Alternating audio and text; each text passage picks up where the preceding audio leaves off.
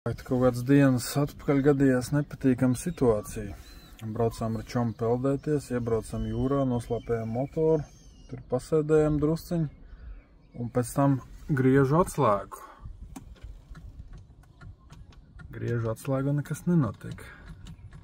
Nebija baigi patīkami. Tur jūrā izdevās novērst problēmu, nu pat nenovērst, izdevās vienkārši piedarbināt motoru.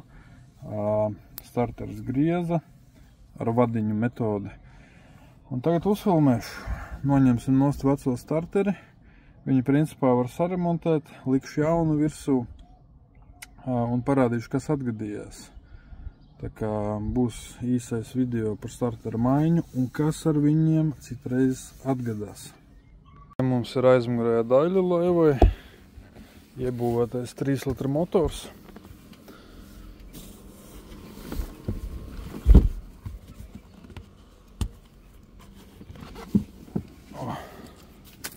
Kapotu noliksim ārā, noņemsim paneļus un tad jau ķersimies klāt. Šajā gadījumā ir labi, kad izņemās ārā viss tās malas, kas ir apkārt motoram, un ir ērti tikt klāt starterim. Starteris mums ir šeit, tur ir 2 skrūvas, jāatskrūvē elektrības vadi. Citiem laivu modeļiem šeit viss ir uztaisīts no stikla šķiedras apkārt. Un baigi grūti tikt klāt, tur var izmežģīt rokas. Tā, nu, te arī ir starteris. Te mēs redzam, kas ir noticis. Šis vads ir noplīsis no klemmītes. Viņš noplīsis no klemmītes, un kad jūrā es biju un nevarēju piedarbināt, tad es viņu šādu te piespiedu, kamēr Kristaps grieza atslēgu, un tad motoru izdevās iedarbināt. Šo starteru atpakaļ nelikšu. To, ja kādam vajag, var nopirkt par 50 eiro, uzlikt klemmīti, pieskrūvēt klāt, un viņš strādās. Viņš nav vecs, viņam ir 2 gadi. Liksim virsū jaunu, tīru, smuku. Tā īstenībā sistēma tāda pat ir. Bet, nu, tagad zināšu, kam pievērs uzmanību. Mums, ja kas uz vietas internetu veikalā ir šādas skrūvas, viena īsāk, viena garāk, ar speciālu vītni, speciālu skrūvas priekš šī startera, jo viņas mēdz citreiz nolūst, tā kā, ja vajag, tad varētu mierīgi pie mums pasūtīt. Nu jā, likšu virsū starteri un mēģināšu iedarbināt. Tā, ka starterīts nomainīts ir, saņem minūtes 20 kaut kur.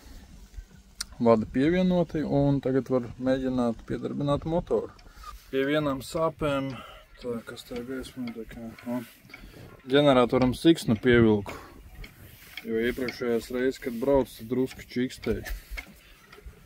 Jā, kur redzēt jaunais starterīts, vadi savienoti, nu un mēģināsim iedarbināt viņu. Tā.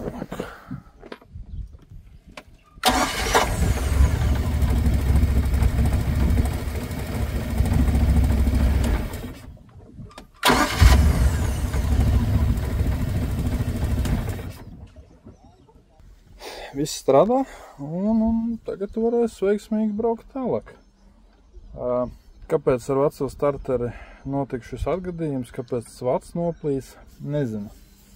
Sūtīšu piegādātājiem pretenziju un tiksim galā šo problēmu, varbūt kaut kādas ieteikumus iedosim, lai pārtais varbūt to vada galiņu.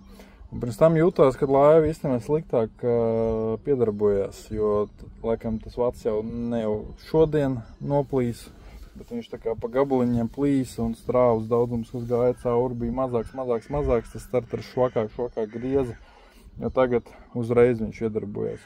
Pirms tam tikai bišķiņ bija jāpagriež, nebija tas startera griešanās ātrums tik labs. Tā kā, jā, kādā video vēl nākamajā nomainīšu siksnu ģeneratoram.